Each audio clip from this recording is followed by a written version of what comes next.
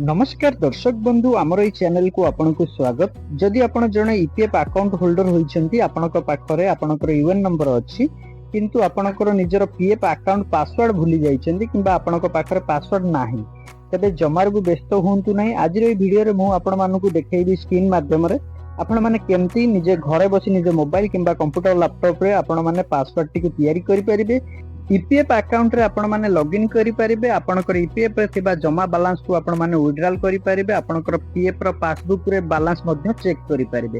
प्रथमे चलंतु आपनकर मोबाइल हो किंबा कंप्यूटर लैपटॉप रे जे कोनसी गोटे ब्राउजर ओपन करिवे। जेंति कि देखंतु मु गूगल क्रोम ब्राउजर ओपन करिछि। ब्राउजर टी ओपन कला मात्रे सर्च बार बॉक्स रे यूएएन लिखि सर्च करिवे। सर्च कला मात्रे आपनकर सामने रे अनेक गुडी लिंक आसीबो। प्रथमे रे आछि देखंतु यूएएन ईपीएफओ। प्रथमे जो लिंक टी आछि ता ऊपर आपण माने क्लिक करिवे। क्लिक कला मात्रे देखंतु एई भली पेज टी आपनकर सामने रे ओपन हे जिवो। एही पेज रे आपण गोटे एम्ति पॉपअप अलाउड जाकी देखिबा पय मिलुथबो। ताहाको क्लोज कर देबे। तळे रे ओके बटन ताको क्लोज कर देबे। मेंबर लॉगिन पेज रे आपण लॉगिन करिया खोले आपनकु यूएन नंबर और पासवर्ड दे साइन इन कले आपण ईपीएफ पोर्टल रे लॉगिन होई परिबे। जेहेतु आपनकर यूएन नंबर रहिछि पासवर्ड कोन रहिछि आपण जानि नांदी किंबा भूली जाइछंती किंबा पासवर्ड कोन थिला आपण माने एपर्यंत जानि नांदी। पासवर्ड टी केमति तयारी करिवे देखंतु फॉरगेट पासवर्ड बोली जो ऑप्शन टी तळे रहिछि ता ऊपर क्लिक करिवे। एई भली पेज टी ओपन हे जिवो। एही पेज रे प्रथम रे आपनको देखिबा पय मिलुथबो देखंतु जेमति कि यूएन नंबर आपनकर 12 अंकर यूएन नंबर टी दे देबे बॉक्स रे। ता तळे रहिछि नेम आपनकर नेम जा रहिछि आधार कार्ड रे नेम से या एंटर कर देबे।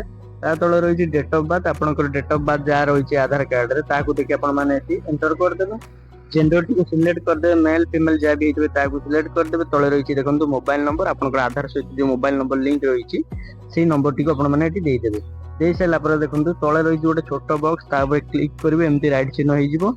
पेज को स्क्रॉल कर देबे। तळको आसी जिवो। तळे आपण मानकु देखिबा पय मिलतो गोटे कैप्चा जे कैप्चा टी आपण मानकु देखिबा पय मिलतो। तळे गोटे खाली बॉक्स रहितो। से कैप्चा रे जा भी संख्या जा भी नंबर देखिबा पय मिलतो ताको देखि आपण माने खाली बॉक्स रे एंटर कर देबे। एंटर कर सला पर तळे रहिछि देखंतु गेट ऑथराइजेशन पिन बोली जो ऑप्शन ता ऊपर क्लिक करिवे। क्लिक कला मात्रे एई भली पेज टी आपनका सामने रे ओपन हे जिवो। एही पेज रे आपनको प्रथमे देखिबा पय मिलुथबो देखंतु OTP has been successful send to your mobile number. आपण जो नंबर टी देइतबे से नंबर को ओटीपी टी जाइतिबो। से ओटीपी टी को आपनको एंटर करिवा पय पड़िबो। प्रथम बॉक्स रे एंटर ओटीपी आपनको पाखु जो 6 अंकर जो ओटीपी टी जाइतिबो से ओटीपी टी को एई एंटर ओटीपी बॉक्स रे ओटीपी को एंटर कर देबे। तळे रहिछि देखंतु न्यू पासवर्ड आपण जो पासवर्ड टी बनेबा पय चाहउछन से पासवर्ड टी एटी एंटर करिवे।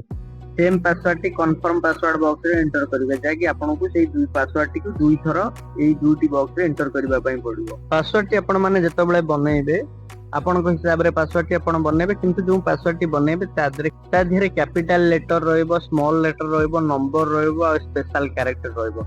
उदाहरण स्वरूप मु गोटे पासवर्ड आपनको एटी स्क्रीन रे देखै देछि। एई भली भाबे आपनकर पासवर्ड टी बनै परिबे। पासवर्ड टी देइ सैला परे देखंतु तळे रहिछि वेरीफाई। वेरीफाई ऊपर क्लिक करिवे। नेक्स्ट गोटे पेज ओपन हे जाउछि। देखंतु एटी शो होई जाउछि your password has been successful change जेकी हमर पासवर्ड के वर्तमान चेंज हे गेला। हम जेतोले लॉगिन करिबा हम एही पासवर्ड देइकरी अपने लॉगिन करि परिबा यूनिफाइड पोर्टल रे। देखंतु लॉगिन करिया खोले क्लिक हियर टू लॉगिन बेली जो ऑप्शन टी रहिछि तळे ता ऊपर क्लिक करदेल। देखंतु हम आसीबा यूनिफाइड पोर्टल रो मेन पेज को आसी गला पर देखंतु एटी आपनकु यूएन नंबर टी देइ देबे। जे पासवर्ड टी आपण बनेइथिबे नो पासवर्ड टी से पासवर्ड टी देइ दे साइन इन ऊपर क्लिक करिवे। साइन इन ऊपर क्लिक कला मात्रे देखंतु आपनको सामने रे एई भली पेज ओटे ओपन होबो। Login second factor authentication page टी ओपन हे जिवो। आपनकर मोबाइल नंबर को 6 अंक रे ओटीपी आस्तबो। से ओटीपी टी को वन टाइम पासवर्ड बॉक्स रे ओटीपी टी को एंटर कर देबे। ओटीपी टी को एंटर कर सला पर तळे रहिछि सबमिट। सबमिट ऊपर क्लिक करिवे। क्लिक कला मात्रे देखंतु जाकी पेज टी एठी ओपन हे जाइछि। एमडी ओटे अलाउ पे आसीबो। तळे रहिछि ओके ता ऊपर क्लिक कर देबे। देखंतु संपूर्ण रूपे पेज टी ओपन हे गेला। ईपीएफ रो पोर्टल टी ओपन हे गेला। आपण एई पोर्टल सहायता रे बैलेंस विथड्रॉल करि परिबे। बैलेंस चेक करि परिबे। ईपीएफ रो जे कोनोसी कार्य आपण माने करि परिबे। ईपीएफ रे लॉगिन करिया कोले आपनको पासवर्ड निहाती दरकार पड़े। पासवर्ड टी केमिति आपण माने बनै कि आपण माने लॉगिन करि परिबे। देखंतु मु आपण मानको लाइव पुराई वीडियो माध्यम रे संपूर्ण इन्फॉर्मेशन देखैछि। आपण माने एई भली भाबे आपनकर निज मोबाइल किंबा कंप्यूटर लैपटॉप रे घरे बसी आपनकर यूएन नंबर आ पासवर्ड देई कि आपण लॉगिन करि परिबे।